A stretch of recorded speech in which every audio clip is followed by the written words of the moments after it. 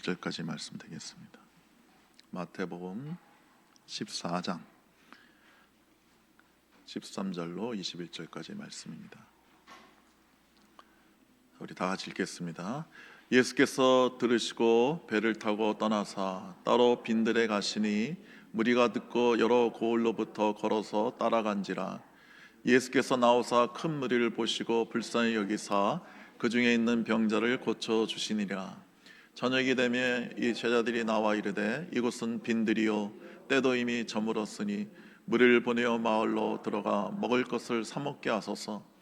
예수께서 이르시되 갈 것 없다. 너희가 먹을 것을 주라. 제자들이 이르되 여기 우리에게 있는 것은 떡 5개와 물고기 2마리뿐이니이다.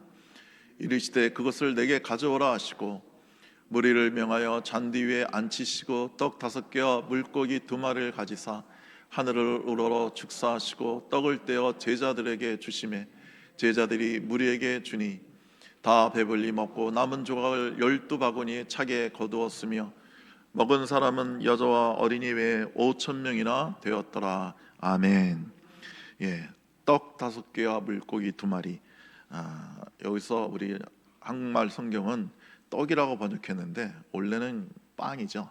근데 성경에 번역할 시기에 우리나라 사람에게 빵이 익숙하지 않으니까 그냥 떡으로 번역을 한 겁니다. 이 떡은 특별히 그 당시 가난한 사람들이 먹었던 보리떡입니다. 이 보리떡 5개와 물고기 2마리로 5,000명을 배부르게 먹게 하신 주님의 그 놀라운 역사가 오늘 성경에 나오고 있습니다. 그런데 많은 사람들이 이걸 못 믿죠. 떡 5개로 어떻게 5,000명을 먹여? 무슨 말도 안 되는 소리야. 이런 의심을 가는 사람이 많아요. 여러분과 저는 믿음의 은사를 받았기 때문에 5,000명을 먹이셨던 이 말이 전혀 의심이 안 되죠. 우리는 의심하려면 도저히 힘들어요. 근데 이 회개하고 믿음의 은사를 받지 못한 분들은 이 오병의 기적뿐만 아니라 성경의 모든 기적을 못 믿습니다. 예수님께서 무리를 걸으셨다느니 죽은 자를 살리셨다니 이런 이야기들은 다 그냥 우화이고 비유고 어떤 상징이라고 이해하지 실제로 일어난 사건이 아니라고 심지어 성경학자들 중에도 그렇게 얘기하는 사람들이 있어요. 여러분, 우리 하나님은요 출애굽시킨 백성들을 광야에서 40년 동안 먹이신 분이에요. 그 광야에 제가 가봤는데 거의 풀 한 폭이 없어요. 너무 뜨거워가지고. 근데 거기서 그 최소한 100만 명은 되는 사람들이 어떻게 40년 동안 사냔 말이에요. 농사를 지은 것도 아니고, 그리고 매일같이 양을 잡아먹은 것도 아니고. 성경은 매일같이 만나를 주시고 메추라기를 주셔서 그들을 먹이셨다고 그랬어요. 이런 기적을 우리는 쉽게 믿음의 은사를 받은 분들은 믿어집니다. 열왕기상 보면 사르밧 가부의 밀가루통에 밀가루가 끊이지 않고 나왔다고 성경은 말하고 있어요. 그런 기적을 주님께서 우리에게 종종 베풀어 주십니다. 여러분, 만약에요 100년 전 사람들한테 사람이 우주선을 타고 달나라를 간다, 그리고 사람이 전부 다 손에 핸드폰을 들고 그리고 영상 통화를 할 수 있다, 그리고 사람도 이렇게 그 유전자 이렇게 해가지고 복제할 수 있고, 그리고 여러분 GMO 식품 아시죠? 요만한 감자를 그 유전자 변이시키면요 슈퍼 감자에서 이만한 감자를 만들 수가 있어요. 그게 실제로 이렇게 만들었어요. 근데 이제 좀 인간에게 좀 문제가 있을 것 같아서 그걸 판매하고 먹지는 않는데, 하여간에 인간이 그 유전자를 이렇게 조금 조작하면 요만한 감자가 이만해진단 말이에요. 옥수수도 이만해져요. 제가 봤는데, 그러니까 이렇게 할 수 있다고 말을 하면 100년 전 사람들은 무슨 말도 안 되는 소리를 하냐고 아마 그럴 겁니다. 여러분, 불완전한 인간의 과학도 과거에는 전혀 불가능하게 보이던 것들을 오늘날 다 가능하게 만들었단 말이죠. 이제 여러분 올해 말 되면 모든 공장에 이제 인조인간이 휴먼 로봇이 들어가서 사람 대신 일을 다 하고, 내년에는 가정에도 판답니다. 가정에도 가사일 하라고. 비싸지도 않아요. 그 휴먼 인조인간 한 대에 한 대라고 그래야 되나? 한 사람이라고 해야 되나? 한 2, 3천만 원밖에 안 됩니다. 그런 시대가 왔어요. 여러분, 이렇게 우리의 그 불완전한 인간의 과학도 이렇게 엄청난 일들을 하는데요, 여러분, 무에서 유를 창조하신 하나님께서 무엇인들 못하시겠어요? 우리 이성어는 이해가지 않는, 믿어지지 않는 것들을 주님께서는 얼마든지 하실 수 있는 분이에요. 여러분, 인도네시아에 제가 여러 번 가서 사역을 했고 그런 곳인데, 그 인도네시아에는 그 여러분 많은 분들이 세계 최대 이슬람 국가는 사우디아라비아나 뭐 이란을 생각하시는데요, 세계 최대 무슬림 국가는요 인도네시아예요. 인구가 한 2억 4천만 되는데 거의 90%가 2억의 사람들이 무슬림이에요. 그러니까 세계 최대 무슬림 국가는 사우디아라비아나 이란이 아니라 바로 인도네시아인 거예요. 그런데 거기서도 크리스찬이 상당히 많이 있어요. 크리스찬이 공식적으로는 아시아 최대 기독교 국가예요. 왜냐하면 2천만 명의 크리스찬이 있어요. 그 중에서도 특별히 멜틀리라는 하나님의 위대한 사람이 있는데, 그 사람이 여러분 동티모로 많이 들어보셨죠? 그 동티모로 옆이 서티모로예요. 동티모로는 완전 이슬람 지역이고 맨날 그 전쟁이 일어나고 국지전 일어나고 종족 전쟁이 일어나는 데이고, 그 서티모로에서 이분이 전도를 하는데, 그분의 그 간증을 이렇게 쭉 읽어보면요, 그때 놀라운 일들이 일어납니다. 그래서 막 성찬절 할 때 포도주가 없는데 물을 놓고 기도하면 물이 포도주로 바뀌고요, 그리고 오병이의 기적을 체험하고요, 그 다음에 밀림에서 길을 잃어서 어떻게 가야 될지 모르면 불기둥이 나타나서 그들의 길을 인도했다고 그래요. 그래서 여러분, 그 멜틀리는 아직도 살아 있습니다. 그리고 그 멜틀리가 그런 식으로 놀라운 성령의 능력으로 서티모로를 전도해 가지고요, 서티모로는 인구의 90%가 크리스찬이에요. 그러니까 인도네시아 전체는 90%가 이슬람인데 멜틀리가 사역한 서티모로는 90%가 크리스찬이에요. 여러분, 이 오늘 본문에 나온 이 놀라운 기적을 성경학자들도 못 믿어요. 주님을 만나지 못한 그런 신학자들은 못 믿기 때문에 이 해석을요 인간적으로 합니다. 그래서 어떻게 해석하냐 하면, 요한복음에 보면 이 예수님께서 먹을 것을 주라고 그랬더니 먹을 게 없단 말이에요. 그랬더니 그 이야기를 들은 그 어린아이가, 요한복음에는 어린아이가 내놨다고 그래요. 자기 도시락을 예수님께 드립니다. 예수님, 제가 엄마가 이게 점심 싸 먹으라고 저한테 보리떡 5개하고 물고기 2마리 이렇게 구워서 주셨는데 요거라도 예수님 드세요 하고 예수님께 드렸다는 거예요. 그래서 예수님께서 그걸 들고 막 간절하게 막 너무 감사하게 막 기도를 하는 거예요. 하나님, 이걸 주셔서 감사합니다. 이것을 우리가 다 나눠 먹게 해달라고 막 그렇게 너무 기도를 간절하고 애절하게 하니까, 그 도시락을 다 꼼쳐두고 있었던 사람들이 그 기도에, 그 어린아이의 헌신에 감동을 받아서 꼼쳐놓던 도시락을 다 꺼내서 5천 명이 나눠 먹었다는 거예요. 그러니까 한마디로 기적은 없었다는 거죠. 그러니까 못 믿으니까 이런 식으로 막 해석을 해요. 여러분, 이 기적은 역사적으로 분명히 일어난 사건입니다. 이것을 우리 모두가 믿고 이 사건을 통해서 하나님께서 우리에게 어떤 말씀을 해주시는지 이것을 이 시간 상고해 보기를 원합니다. 여러분, 이 보리떡, 이 보잘것없는 보리떡은 바로 우리 주 예수님을 의미합니다. 우리 예수님을 보여줍니다. 여러분, 보리떡은요, 뭐 지금도 그렇고 옛날에도 그렇고 값싼 음식입니다. 보리떡은 이 보리떡이신 주님이 축복 위에 찢겨져서 수많은 사람들을 배불리 먹게 해주신 것입니다. 주님이 이 땅에 오실 때 어떤 모습이었는지, 어떤 모습 오실 것인지, 그 주님 오시기 전 500년 전에 이사야라는 선지자가 이렇게 예언했어요. 53장 2절에 보면, 그는 주 앞에서 자라나기를 연한 씀 같고 마른 땅에서 나온 뿌리 같아서 고운 모양도 없고 풍채도 없은즉 우리가 보기에 흠모할 만한 아름다운 것이 없도다. 그러니까 예수님은 보기에는, 그냥 겉보기에는 볼품이 없었다는 거예요. 너무너무 평범했다는 거예요. 예수님은 베들레헴 그 더러운 마구간의 교회에서 태어나셨어요. 평생 나사렛 목수의 아들로 태어나서 그 목수로 같이 일을 하셨을 거예요.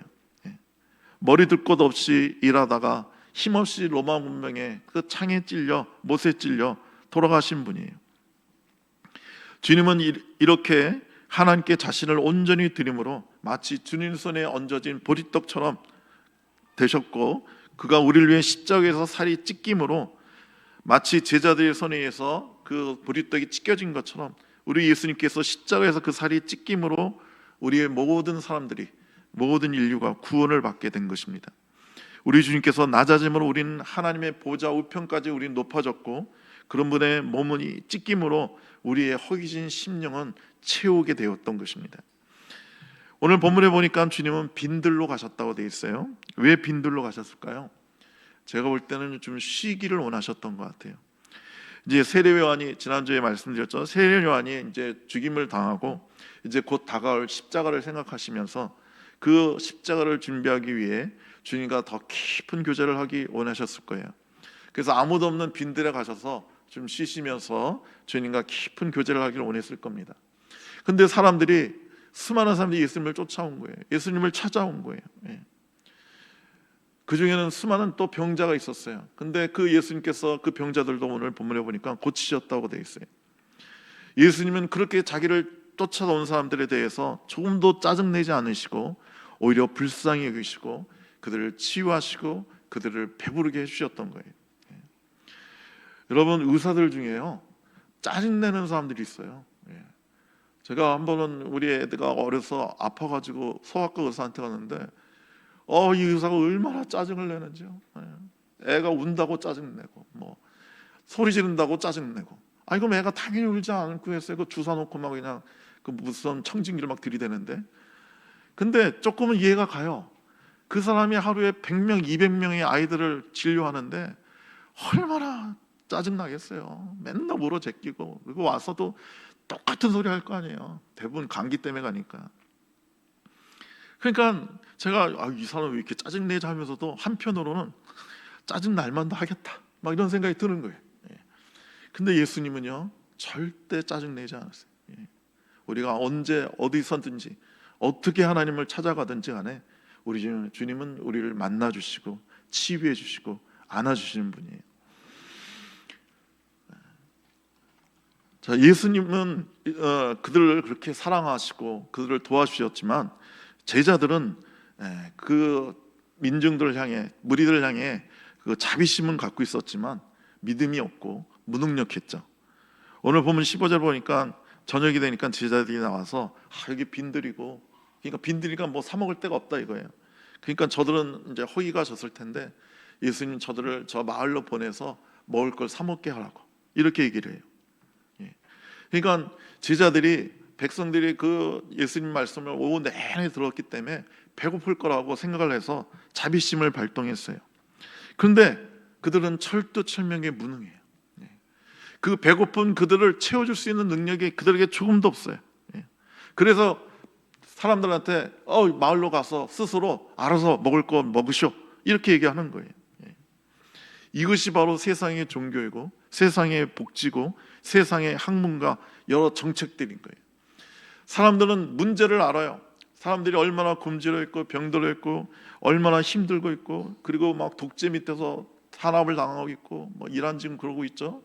그리고 막 전쟁 속에서 얼마나 사람이 목숨을 잃고 아이들이 죽어가고, 이런 끔찍한 문제들, 그리고 수많은 그 사람들이 마약에 찌들어 가지고 삶이 파괴가 되고 관계가 파괴가 되고 죽음으로 가고 있는지 알아요. 그래서 그들을 돕자고 그래요. 해결하자고 그래요. 여러 가지 해결책을 얘기해요. 그러나 실제로 그들을 도울 수가 없어요. 우리 옛말에 그런 말 있죠. 가난은 임금님도 해결하지 못한다. 가난한 사람들은 왕이라 할지라도, 아무리 권력 있고 아무리 부유한 왕이라 할지라도 절대 해결 못한다는 옛말이 있을 정도로 해결이 안 돼요. 무능한 제자들은 믿음도 없었어요.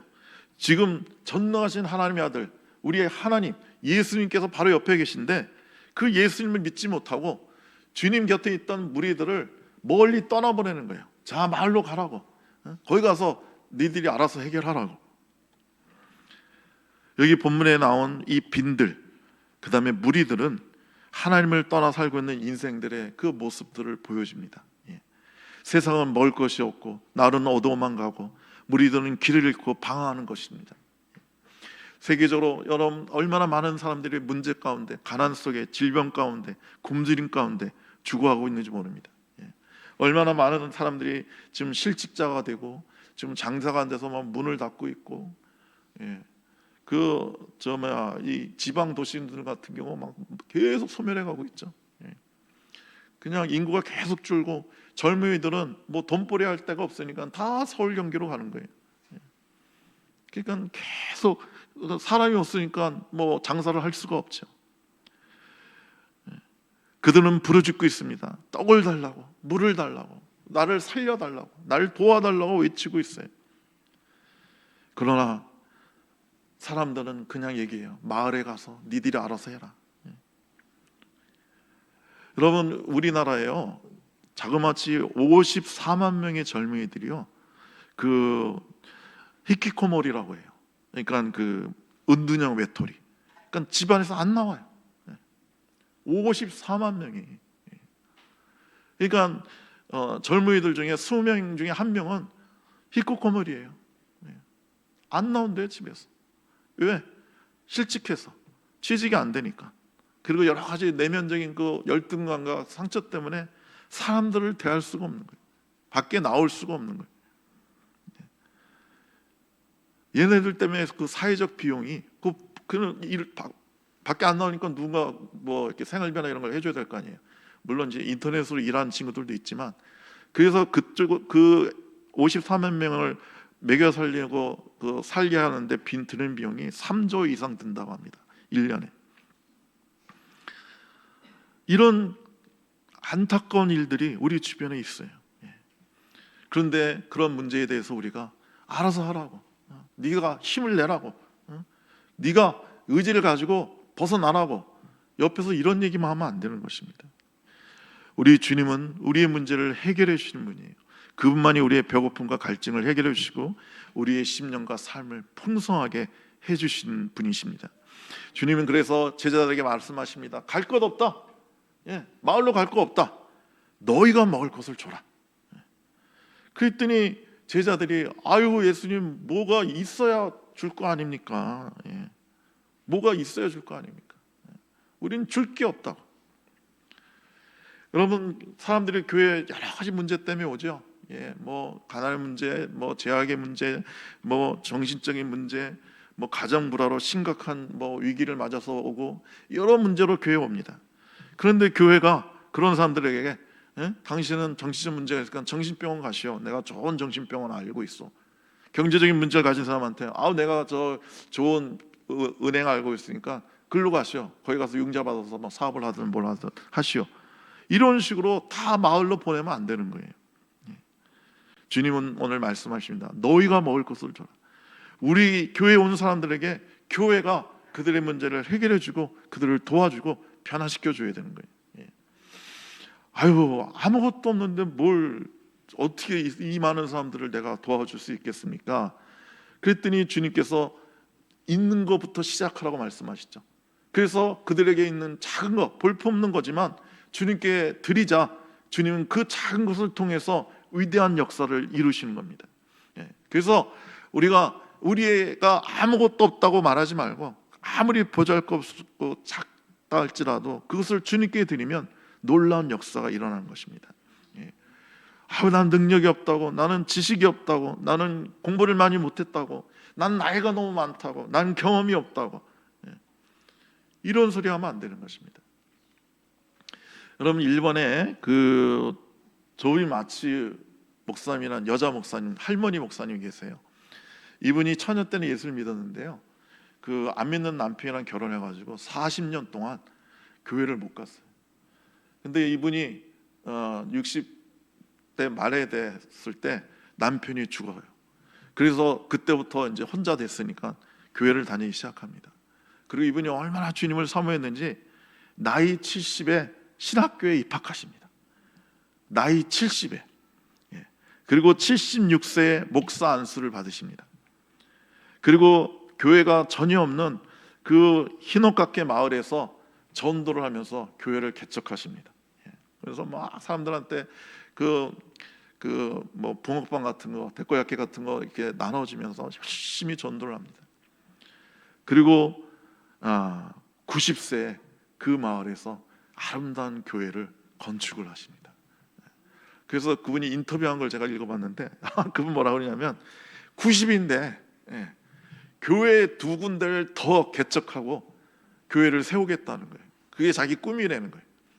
그래서 실제로 2군데를 더 세웠어요. 그리고 95세에 소천하십니다. 여러분, 난 나이가 너무 많아요. 나는 배운 게 없어요. 돈이 없어요. 이런 소리 하면 안 되는 겁니다. 이분은 70에 신학교에 가서 90의 교회를 건축하신 분이에요. 하나님께서 얼마든지 위대하게 써줄 수 있는 것입니다. 여러분, 한 사람 먹기도 부족한 오병이었지만 우리 주님께서 축사하시자 5,000명이 먹고도 남는 양으로 변화가 됩니다. 여러분, 이것은 어떤 요리사가 재질 부린 게 아니에요. 어떤 인간의 노력이 들어간 게 아니에요. 여러분, 우리는 아무리 노력하고 별짓을 다 해도 이런 기적은 일어날 수가 없어요. 오직 주님이 축복하실 때 이런 역사가 일어나는 것입니다. 여러분, 우리 한 개인이나 우리 사회가 아무리 노력을 해도 주님이 축복하지 않으면 우리의 노력은 다 물거품이 됩니다. 소용이 없어요.